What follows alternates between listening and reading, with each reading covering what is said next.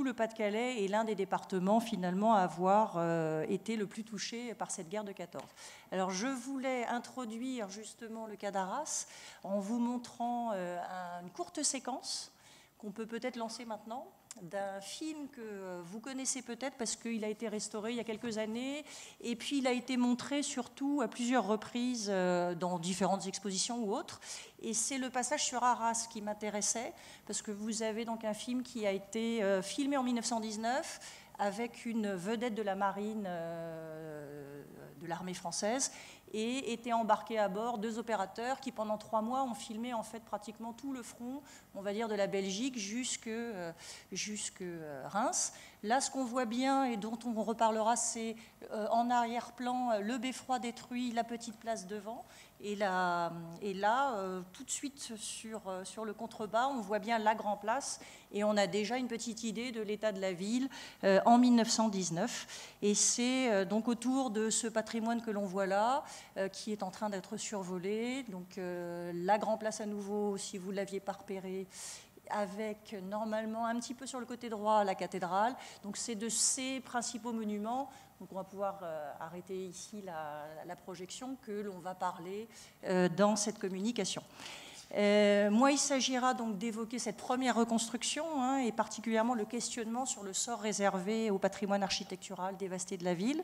Il y a 2 conceptions qui vont s'affronter à partir de 1915. Faut-il conserver ou restaurer le patrimoine dévasté? Et dans ce cas-là, à l'identique ou non. Et nous verrons donc comment, à Arras, en France, ces questions soulevées trouvèrent leur réponse. Alors, je voulais, pour commencer, peut-être situer un petit peu, parce que tout le monde ne connaît pas la Première Guerre mondiale ni le cas d'Arras. Arras est une préfecture en 1914 qui compte à peu près 26 000 habitants. Et elle va devenir en fait un objectif tactique à prendre après la bataille de la Marne. Alors, je vous ai mis une carte, je pense que vous situez à peu près Arras ici. Et on voit bien que finalement, cette ville est à la fois un objectif tactique pour les Allemands parce que elle est au cœur d'un carrefour de voies ferrées et routières et c'est une ville importante aussi pour les Alliés parce que quand on est sur Arras, on remonte après sur les collines de Lorette et Vimy qui ouvrent la voie à Douai, Lille et au reste de la Belgique. Donc c'est une ville proche du front qui ne sera jamais prise, même si elle a connu une courte occupation fin août, début septembre 1914, mais qui va subir tout au long de la guerre les bombardements de l'artillerie allemande. Ces premiers bombardements commencent le 5 octobre 14. Alors là, vous avez un plan de la ville et les bombardements vont plutôt concerner la partie ouest de la ville, donc touchant la gare, bien évidemment, que vous voyez ici, et puis touchant les quartiers du faubourg Saint-Sauveur et du faubourg de Ronville. Le 6 octobre 14, c'est le beffroi qui est un des monuments les plus élevés de la ville qui va être pris pour cible. Et ces premiers bombardements vont en fait susciter une première vague de départ. Et le beffroi finira par s'écrouler le 21 octobre 1914. Et Arras rejoint à ce moment-là le rang des villes martyrs de Louvain en Belgique, dont la bibliothèque avait été incendiée à la fin du mois d'août 14, et bien évidemment de Reims, dont les bombardements du 19 septembre qui avaient mis le feu à l'échafaudage de la Tour Nord avaient gagné ensuite la charpente et avaient incendié une partie de la nef. Alors l'attaque répétée du beffroi d'Arras deviendra par la suite le symbole de la résistance, au même titre que celle de Reims, ce que fera dire au journaliste écrivain Albert Londres, dès octobre 14, Reims, tu n'es plus seul, Arras est un décombre. Alors Arras n'est pas encore un décombre, puisque d'autres bâtiments et bombardements surtout suivront, notamment ceux du mois de juin et juillet 1915, qui vont toucher notamment d'autres points de la ville et en particulier la cathédrale et le palais Saint-Va, les habitations proches autour et d'autres points de la ville. Et en fait, à la fin de l'année 15, il ne reste en ville qu'à peu près 1200 habitants. Alors en 1916-17, les troupes britanniques vont relever les troupes françaises et il faudra attendre 1917 pour que le maire et les élus municipaux reviennent et que les premières délibérations commencent à aborder la reconstruction future de la cité. Les habitants reviendront peu à peu, mais en 1918, à la fin, au moment de l'armistice, il ne reste en ville que 400 personnes qui résident à Arras. Alors toutes les cartes postales que certains connaissent peut-être peut-être si vous êtes de la région, les photographies et les témoignages permettent en fait de suivre la destruction progressive de la ville. À la fin de la guerre, celle-ci est détruite à hauteur à peu près de 70% de sa superficie. Alors, en matière de protection, il n'exista pas véritablement de plan d'évacuation à l'échelle nationale ou locale pendant la guerre. Et d'une façon générale, un petit peu partout, la rapidité de l'invasion a surpris. Et le ministère de l'Instruction publique et des Beaux-Arts va juste envisager des mesures, mais pour les monuments classés. Alors à partir du 1915, il s'occupe des monuments non classés, mais pour les grands monuments nationaux, les principales mesures qui sont prises se traduisent le plus souvent par des protections, des poses devant les bâtiments d'épaisses murailles de terre ou des coffrages pour essayer de protéger les charpentes. À Arras, ces mesures semblent dérisoires et le dispositif insuffisant pour circonscrire l'incendie dont on a parlé tout à l'heure, en octobre 14. Et c'est vrai aussi qu'on a le sentiment que finalement, la guerre sera courte, donc il n'y a pas vraiment de mesures particulières, sauf peut-être de mettre les collections précieuses en caisse dans les caves de l'abbaye Saint-Va. Alors, il y a une partie des archives communales qui seront détruites lors du bombardement du 6 octobre 1914, donc les archives qui se trouvaient dans le beffroi qui surplombait l'hôtel de ville, et le palais Saint-Va qui abritait aussi les archives départementales, le musée et la bibliothèque, qui brûle le 5 et 6 juillet 1915, verra une bonne partie de ses collections disparaître à ce moment-là. Le peu qui a pu être sauvé sera déménagé et envoyé, alors pour une part à Paris, pour les collections des fonds anciens, et pour une autre part vers Boulogne-sur-Mer pour les collections contemporaines. L'incendie du palais et de la cathédrale qui met le feu au comble de la cathédrale avec l'effondrement de la charpente va aussi provoquer la disparition de tout un ameublement et des orgues qui ont été engloutis à cette occasion. Néanmoins, il y aura des pièces du musée et des ornements de l'église qui réussiront à être sauvés à ce moment-là. Alors, à partir de novembre 1917, le ministère de l'Instruction publique met sur pied un service de protection et d'évacuation des œuvres d'art dans la zone des armées, comme le lieu pour la section Nord, donc qui regroupe le Nord, le Pas-de-Calais et la Somme. C'est une section qui est dirigée par Fernand Sabaté, qui est un artiste. Et l'idée est de protéger sur place ou d'évacuer, en fait, à l'arrière les œuvres. Il faut avant ça inventorier, constater les destructions, les vols, photographier les lieux.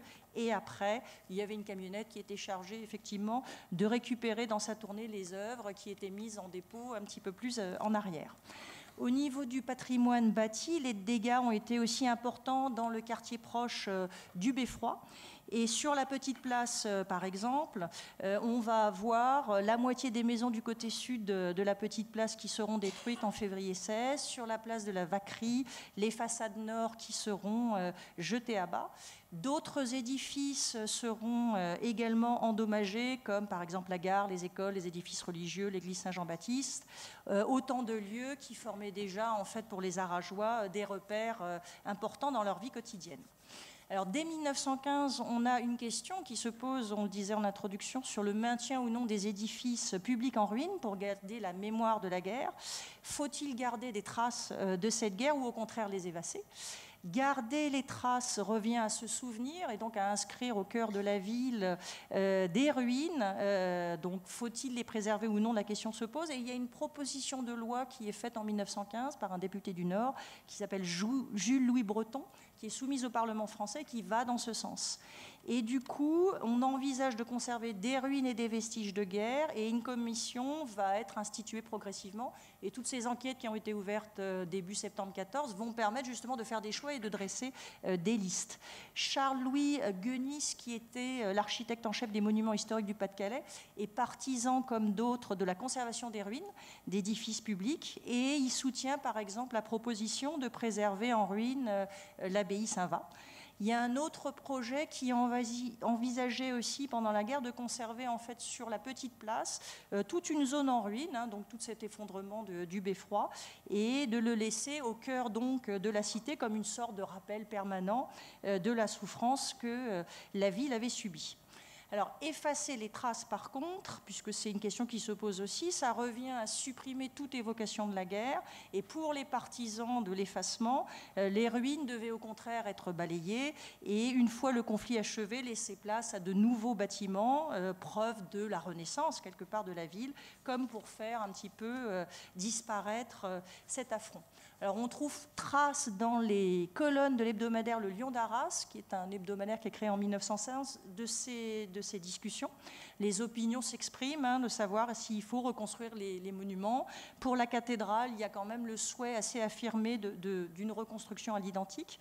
Et parce qu'il symbolise l'identité, et notamment l'identité communale, on affirme aussi que la reconstruction du beffroi serait une bonne chose. Alors, après-guerre, on a un article de loi qui est l'article 12 de la loi du 17 avril 1919 sur les dommages de guerre qui impose en fait de reconstruire les monuments à l'identique et qui en confie la mission à la direction des Beaux-Arts. Alors Pierre Paquet va être un des artisans de cette reconstruction à Arras. C'est un architecte, qui est aussi archéologue, qui a été formé un petit peu en réaction à cette école de Viollet-le-Duc et qui était plutôt, lui, favorable à la préservation de l'intégrité du patrimoine. Il a été nommé en 1906 dans le Pas-de-Calais. Il avait effectué déjà, après sa démobilisation, parce qu'il est mobilisé au départ, à partir de 1916, il va effectuer des missions d'inspection dans la zone des armées et il va commencer à réfléchir justement à ces questions de la reconstruction. Il est en charge avec Paul Decaux, qui est l'architecte ordinaire des monuments historiques, notamment de la reconstruction d'Arras et notamment de la cathédrale, du palais Saint-Va et des places et de l'hôtel de ville qui, en 1919, ressemble à peu près à ceci. Alors, la reconstruction de tous ces ouvrages va durer à peu près une quinzaine d'années. Elle commence en 1919 par le déblaiement des ruines et la consolidation des maçonneries, et elle s'achèvera par l'inauguration de la cathédrale en 1934. Alors, les premières mesures qui sont prises et engagées sont des mesures de classement des façades des deux places dont on a parlé tout à l'heure et de la rue de la Taillerie, mais aussi de l'hôtel de ville et d'autres monuments comme la chapelle de la Citadelle ou la chapelle des Chariotes. Et une des premières urgences est le déblaiement des ruines.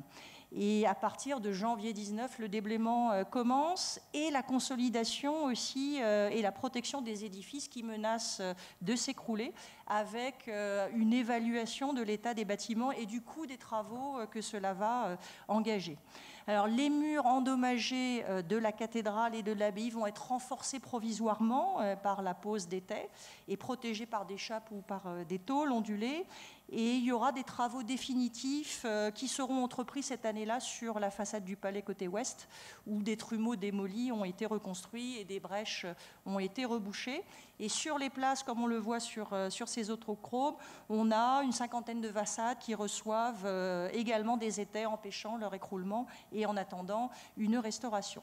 Alors on a un système de dégagement des décombres qui est mis en place par wagonnet et ça permet petit à petit de retirer tous ces gravats en sachant que les gravats du beffroi resteront beaucoup plus longtemps en place jusqu'en 1922.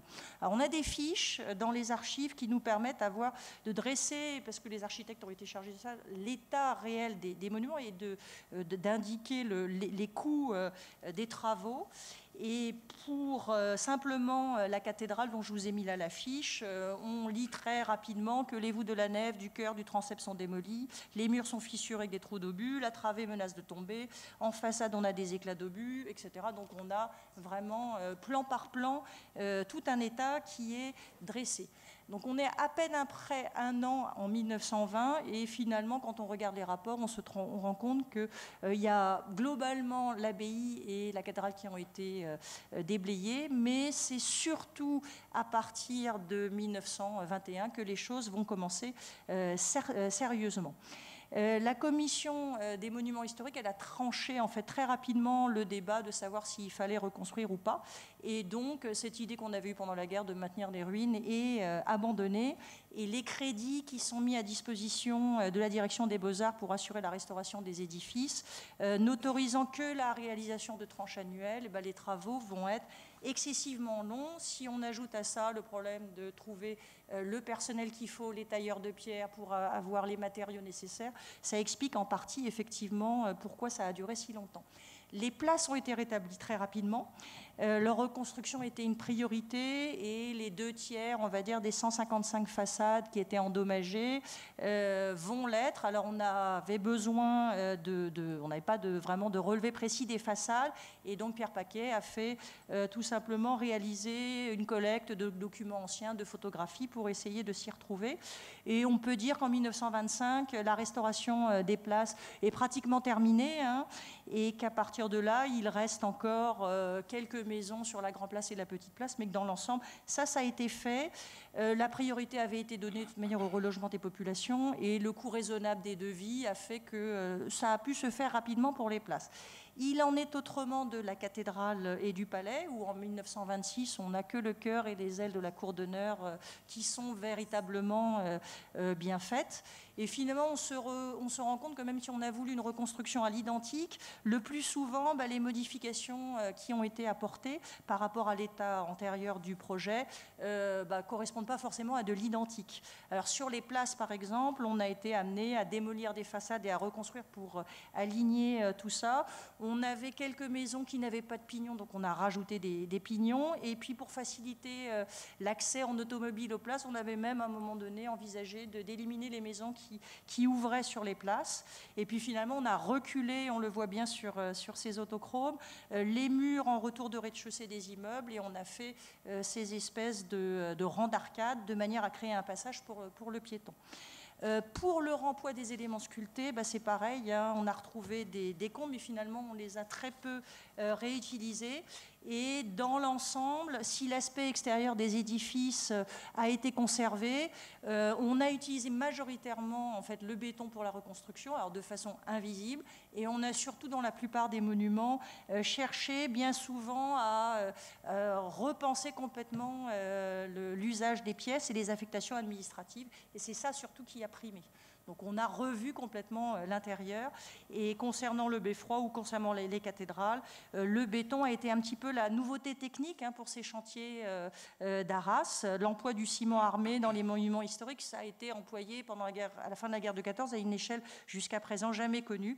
Et c'était expérimenté depuis le XXe siècle. Mais là, on a vraiment pu le faire à partir de ce moment-là. Alors, je vais peut-être finir pour laisser après la place à mes deux voisins. Donc, ce qu'il faut retenir, c'est qu'en fait, le service d'architecture du sous-secrétariat des Beaux-Arts, qui s'était efforcé en fait, pendant la Première Guerre de conserver dans un premier temps les choses et de préparer la reconstruction, a été obligé de faire évoluer, en raison des nombreuses opérations l'après-guerre, sa conception des choses. Si la question de la conservation des ruines avait été posée finalement en 1915, en définitive, on a laissé tomber cette idée de conserver des ruines, sauf deux exceptions dans la région que certains connaissent, c'est-à-dire la conservation d'Ablain-Saint-Nazaire et la conservation du Mont-Saint-Éloi. On a donc reconstruit Arras à l'identique avec des matériaux nouveaux comme le béton et on a privilégié en fait la renaissance des monuments montrant par la même occasion celle de la ville. Ça a été une reconstruction très coûteuse qui a entravé en partie la reconstruction urbaine. Et en 1918, Albert Lebrun avait estimé qu'il faudrait 20 ans pour que la France se relève de ses ruines et il avait vu juste puisque finalement à Arras, le beffroi ne sera finalement inauguré que non pas en 1938 mais en 1932 si je ne dis pas de bêtises. Je vous remercie. Parfait, merci Emmanuel. Cette présentation très riche et très intéressante qui, j'imagine, va susciter beaucoup de questions et qui, je pense, mériterait d'être étudiée pour en tirer la substantifique moelle parce que quand on voit Arras détruit et à 70%, c'est des choses qu'on retrouve malheureusement dans certaines des villes, notamment là, je pense à la ville d'Alep en Syrie. Et du coup, je pense que ces expériences, même si elles sont anciennes avec des moyens qui étaient différents à l'époque, ne sont pas forcément inutiles.